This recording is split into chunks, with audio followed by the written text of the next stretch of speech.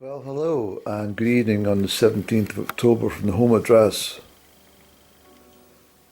I'm in a relaxed state. I'm listening to some Eric Satie.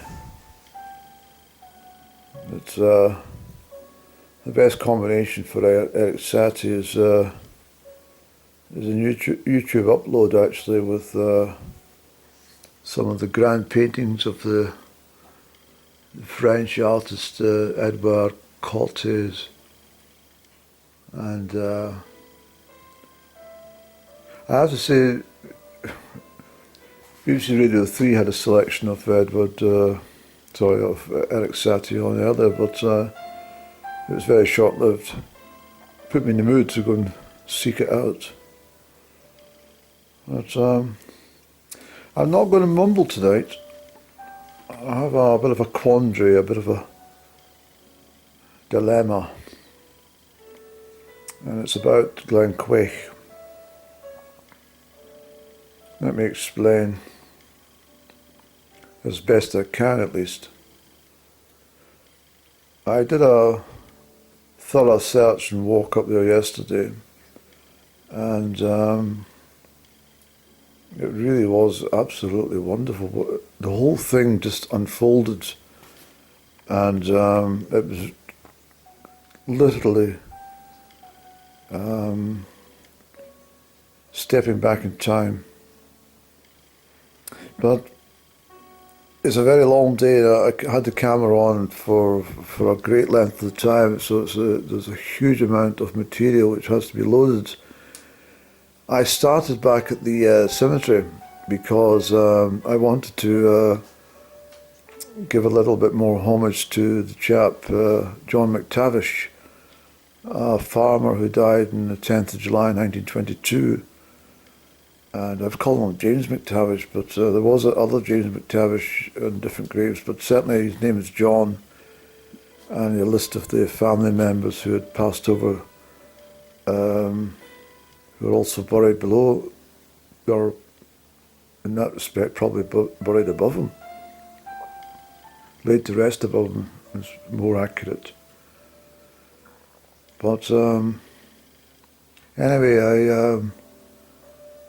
I wanted to visit back because he was a farmer at Auchnafold, and Auchnafold is a derelict farm space on the just off the east side of Glen Quaich. Well, not quite. It's on the road. It's sort of before you get to Loch Fruki, and it's not completely to the east, if you understand.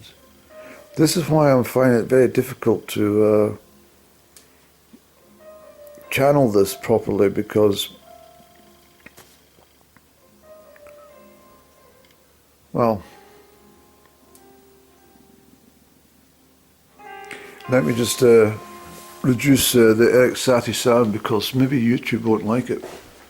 I don't know if it's what do you call it, copyright protected, that material, so I don't want to be having it slammed against me on my channel. So let me just say what I'm trying to say here. I started the day in the cemetery. I ended the day at Auchnafold in the derelict buildings of this farmer McTavish. And although I've passed the building so often, I had made no connection, you see.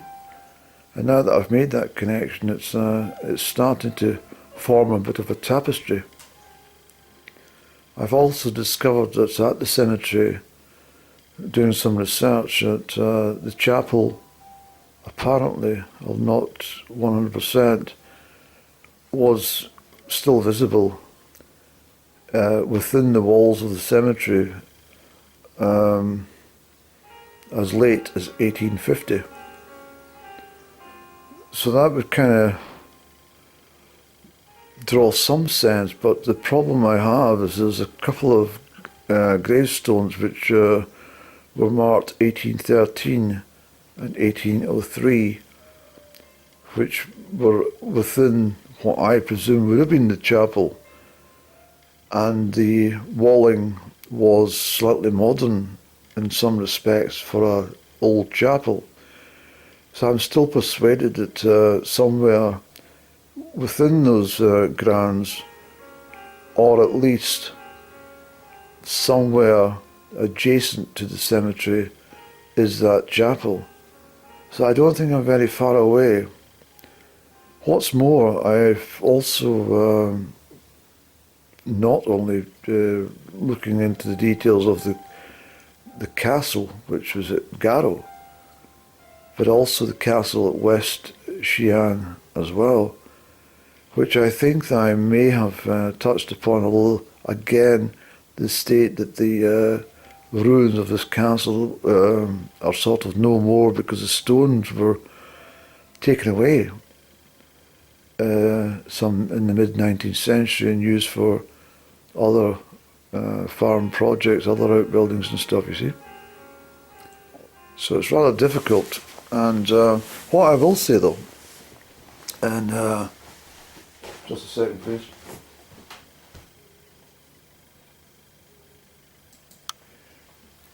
It's probably best to get rid of the pianist at the moment. You can go and have a tea break if you want, please. Get yourself a sandwich and come back and no,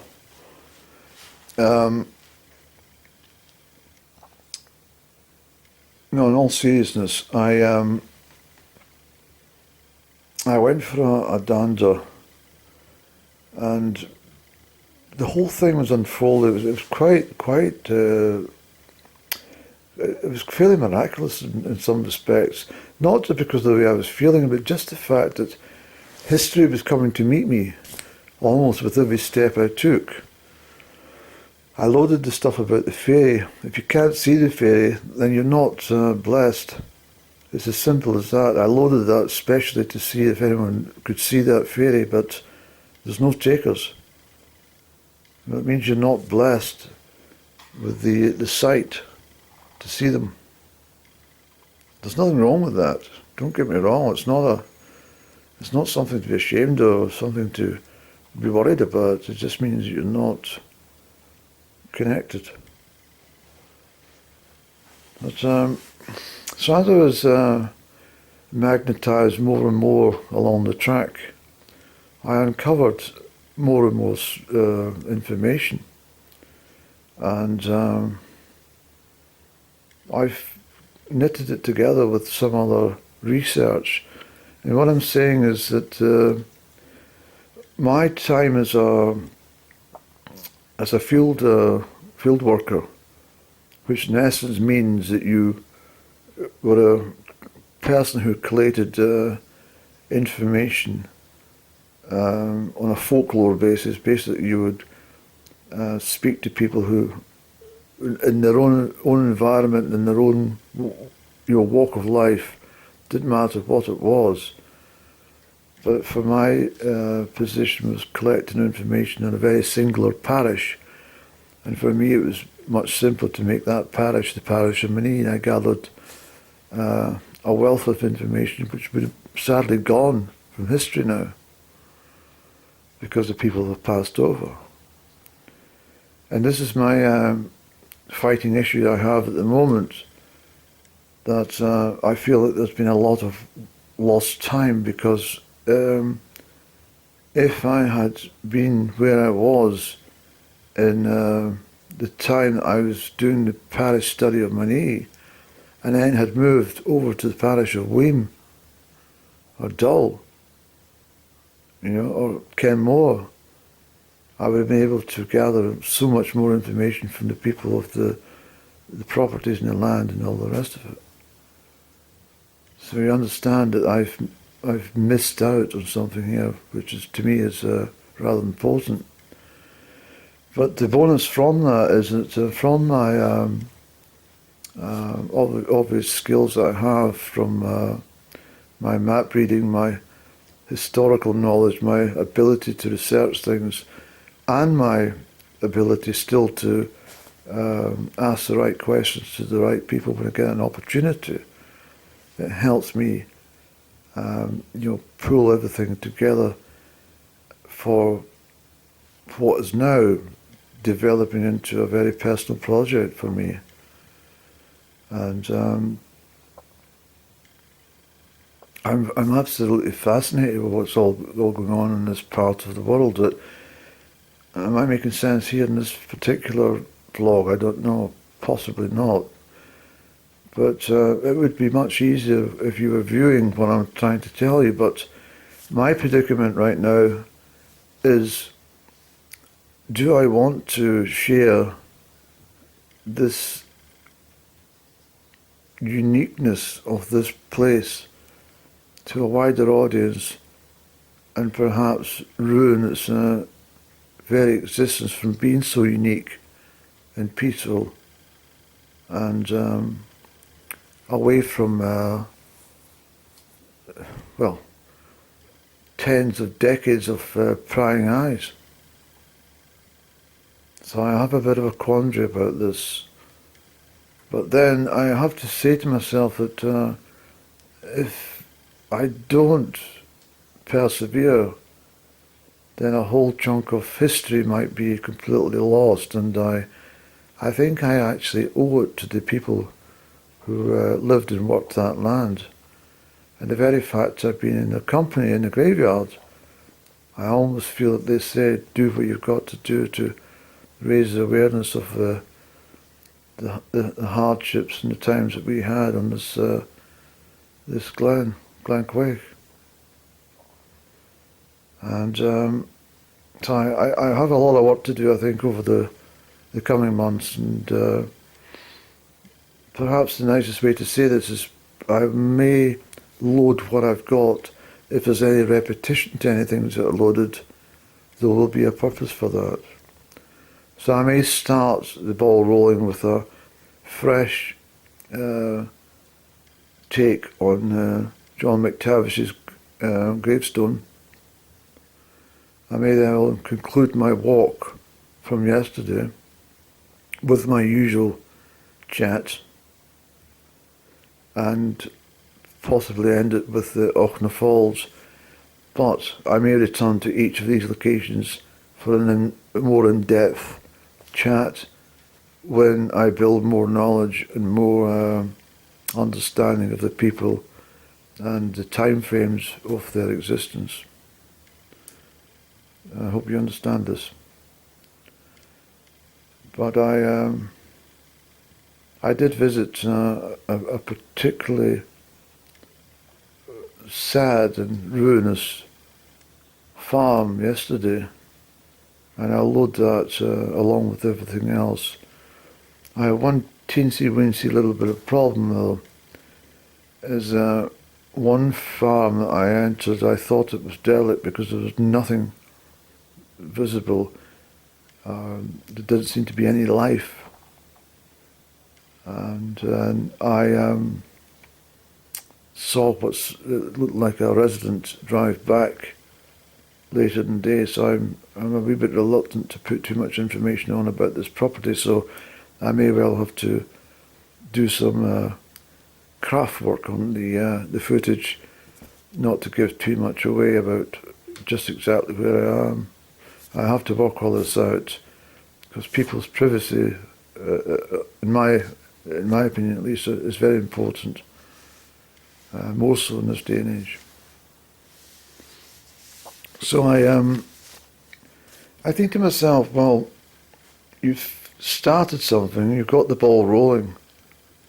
Where is it all going to take you? Well, I think that having been up on all the top summits looking down on this particular valley, I now feel that I want to explore each and every part of this valley. There's along at the far end of West Glen Quaich, I do have knowledge of this occurring on the Loch Tayside, South Loch Tayside. I'm talking about mining and stuff. But I didn't realise that it crept right into Glen Quaich itself. So I'm not entirely sure what they were mining for. But I know there was lots of silver deposits, tin and lead. and copper as well, actually, zinc. So I wonder what exactly was being mined in West Glen Quaich. So I have a whole lot of stuff to do, and not all these farms are habitable, but I think that the best time to be doing it is in the winter months, although Glen Quaich has a particularly bad reputation for winter storms. You know what Amalree is like. I mean, it's bad enough, but when you go out to Glen Quaich, it's horrific. And when the mist comes down, you can't see a damn thing, and it's quite high elevation as it is, and also the very fact that it is so remote. The road is actually tells you not to travel it. So there's a whole thing there, but I also feel that if we get a dry winter, there won't be an issue. But if it's a snowy winter, it might put me back. But the reason for that, of course, is because it's all sheep farming, and of course, great respect to the landowners. I have never stepped upon any moorland when there's lambing. It's just not the done thing. You just do not go near anywhere where the sheep are in springtime when they're lambing. The simple thing is that a sheep can lose the son or daughter just by your very presence, because they get frightened. They go off away. A lot of these sheep don't need a shepherd to perform the birth for them. They go off themselves and give birth. So we're in a very quiet part of the meadow. And if you happen to walk by, then you can cause problems for the ewe. So you have to respect the outdoors and outdoor people. And of course, as well, you've got the shooting season, which is under full swing. So again, it's not a fantastic time to be poking your nose around hedges and stuff, because you may get a shotgun blast. There's pheasants and stuff getting shot, and the grouse shooting's still on till December, and then we've got the deer cull on till February, you see. But, I've started to, I won't make this vlog too long, I've started to marry up a lot of the names already with the farms which are there. And as I say, a lot of these farms are now in completely wreck and ruin, and a lot of these properties are now no more. But interestingly, I have discovered that a lot of these properties were actually thatched. And it makes sense, because Loch Fruchi has some of the finest reed beds I've probably seen away from the Tay. It all makes perfect sense, and what a wonderful place to live. And the fact that the castle was in West Shiang, and the castle was also at East Garrow, where I was at the weekends. And the chapel being at East Shiang, I mean, it's just absolutely amazing that all this is just there. But the footage I gathered yesterday in a long walk, I'll try my best to put that together in a very in a kind of timely way. Just, you may well be surprised and quite saddened to see the what's happened. And but I'll deal with it as I do. I'm thinking very much about the farm, because I'm thinking about how impacted I was when I was there. And it's very sensitive to the atmosphere, and it was almost like I could feel the very presence of the people who used to live there.